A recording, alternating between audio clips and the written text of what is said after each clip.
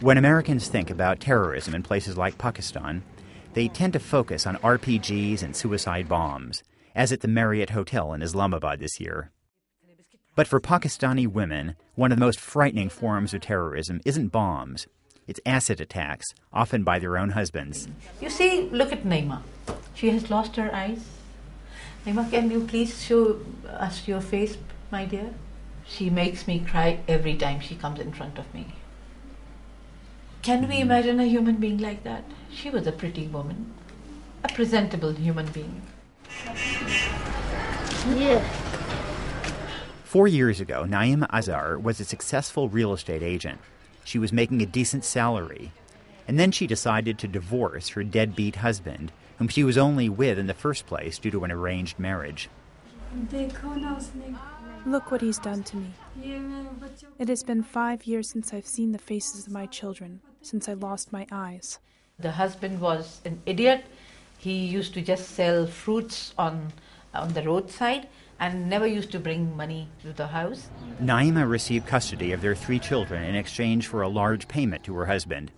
He asked to come over one last evening to say goodbye to the children. While Naima lay dozing, her husband came in with a bottle of acid. He poured it all over her.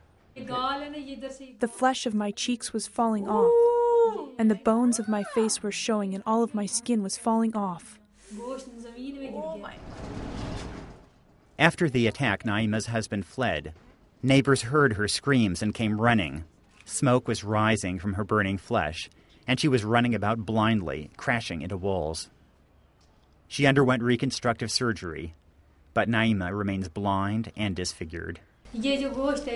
All of the skin you see on my face now, that is from my legs. Since the attack, Naima has survived on the charity of friends, as well as help from women's rights activist Shahnaz Bukhari.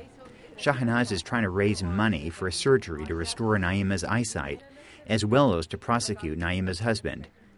Thank you. He was never arrested by the police.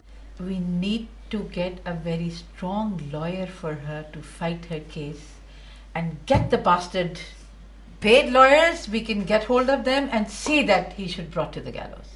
Whatever happens to Naima, she's far from alone. Across a swath of Asia, acid attacks have become a weapon of choice for angry husbands, spurned suitors, and anyone else seeking to destroy young women. My organization, let's say, was the one who started highlighting these cases of violence. Shahnaz Bukhari's Progressive Women's Association has documented more than 7,000 deliberate burnings of women in just 2 Pakistani cities since 1994.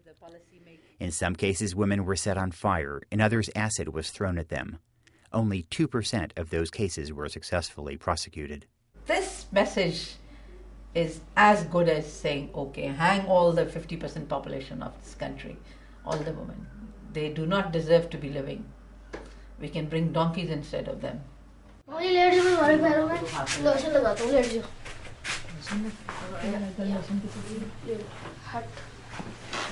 One way America could help would be for Congress to pass the International Violence Against Women Act, which Senators Biden and Lugar have co-sponsored.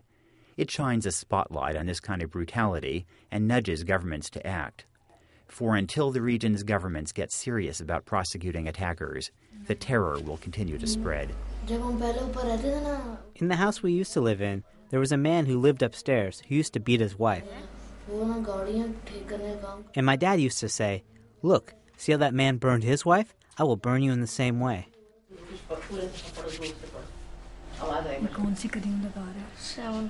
In Pakistan, for the New York Times, I'm Kristof.